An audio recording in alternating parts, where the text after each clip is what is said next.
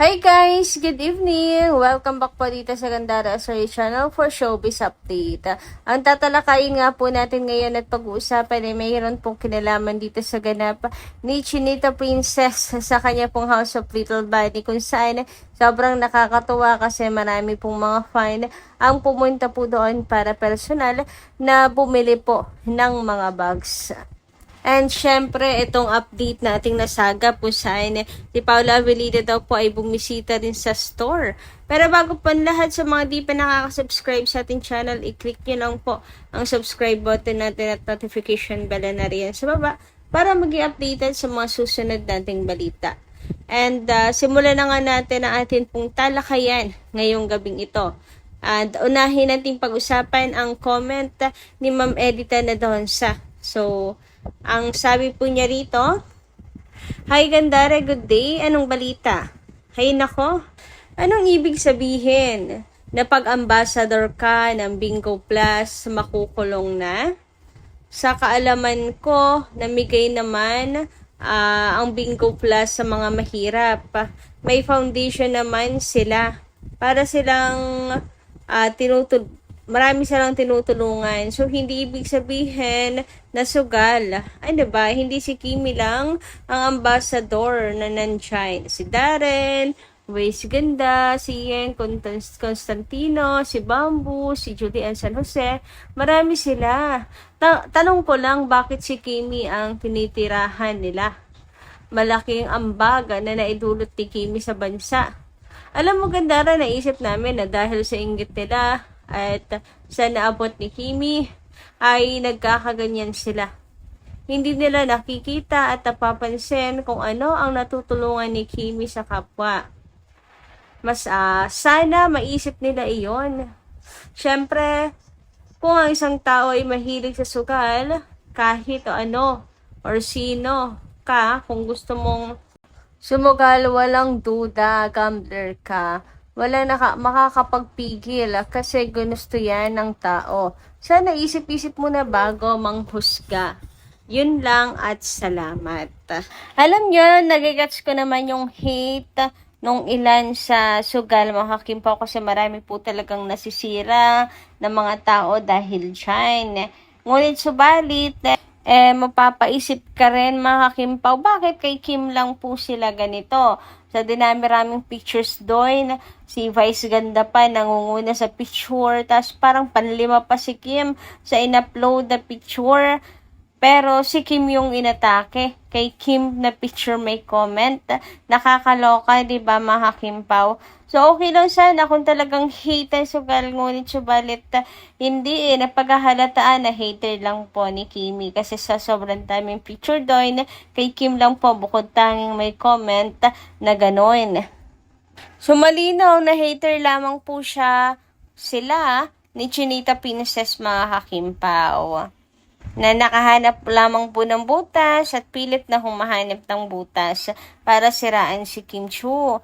And kita nyo yan, grabe ang pag-aantabay nila sa buhay ni Kim, di ba? Pati sila nakasubaybay sa buhay ni Kim Chiu. Anyway, thank you so much sa inyo pong pagkukomento, Madam Edita Nadonsa. Mag-iingat po kayo parate and God bless. Dumako naman po tayo ngayon at pag-usapan ng mga balita na nasagap natin ngayong gabing ito, mga Kimpaw. At unahin na natin pag-usapan ang tungkol nga po dito sa ganap ni Kimi sa kanya pong House of Little Bunny, mga Kimpaw. Na ang dami pong mga fans sa pumunta at bumili po talaga ng collection. Napakaswerte nga po ng mga pumunta doon sa mismong store kasi present si Chinita. Nakasama po nila, nakakwentuhan, nakapagpa-picture po sila. And again, sobrang saludo po talaga ako sa kasipagan ng CEO na to.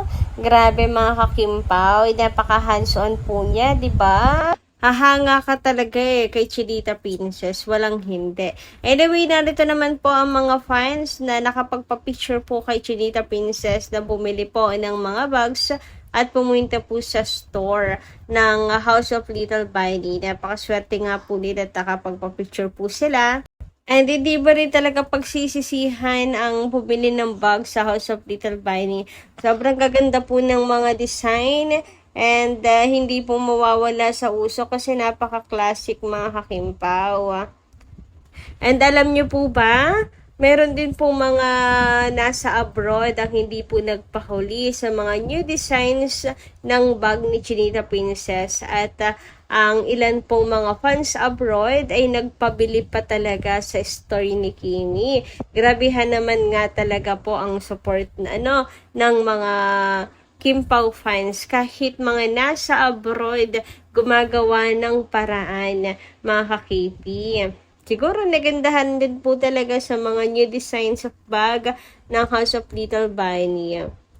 Nawindang nga din po si Kimi guys sa pagmamahal at suporta po na natanggap niya para sa new designs of bags na kanya pong nilaunch kanina. Sabi nga dito sa caption ni Kim, OMG, got so much love for our new design launch.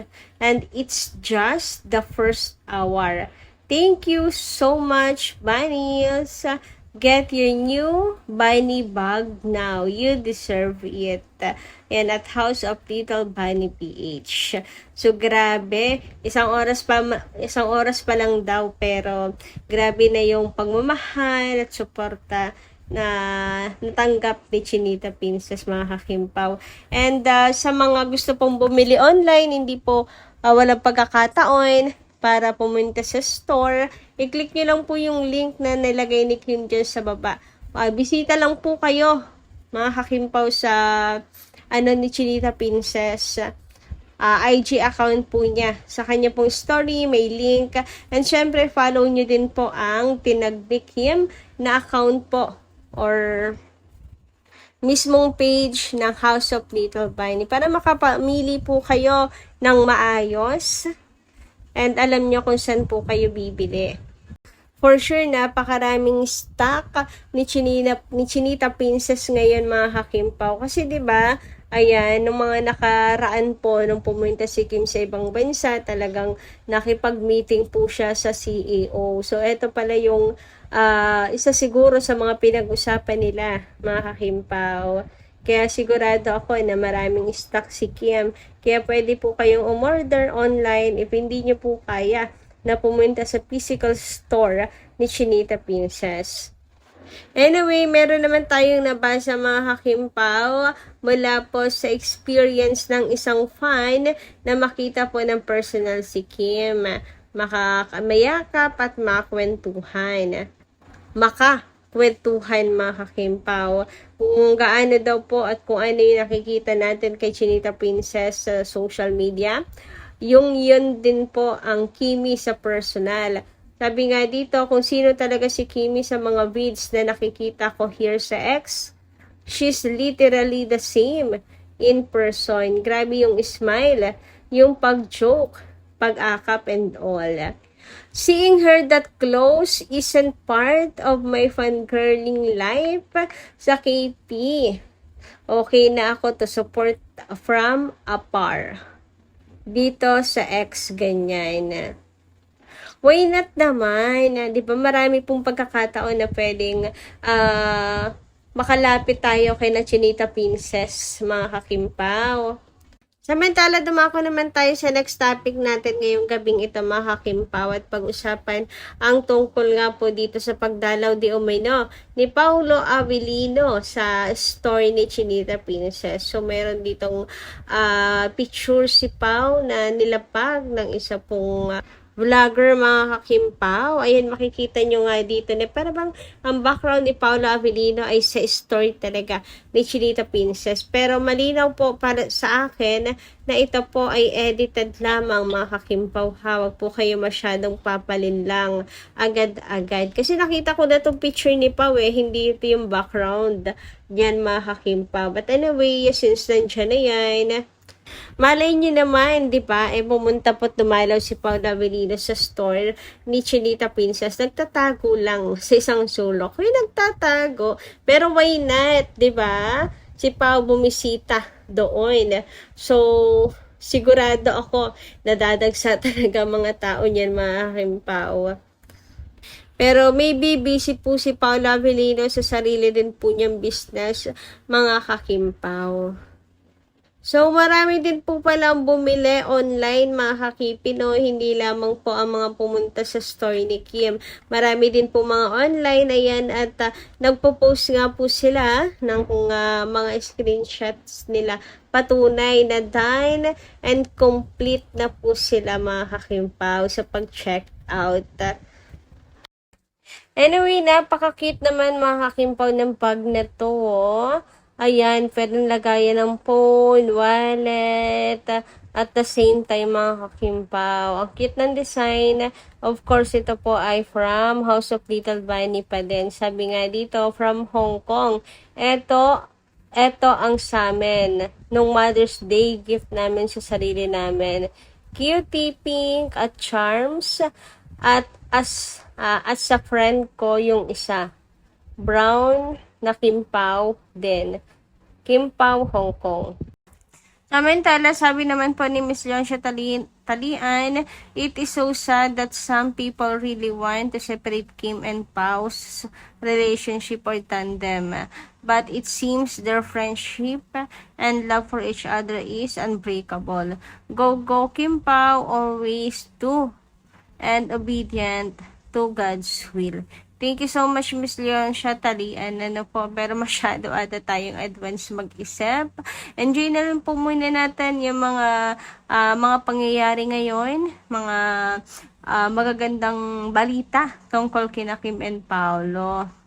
So, ganun talaga ang mga bashers, gagawan po sila ng paraan upang sa ganun mapaghiwalay po or ma-separate si Kim and Paolo sa relasyon nila na yan. Anyway, hanggang dito lang po muna ating update. Maraming salamat po sa inyong pakikinigan. Kita kasi po muli sa mga susunod natin, chika.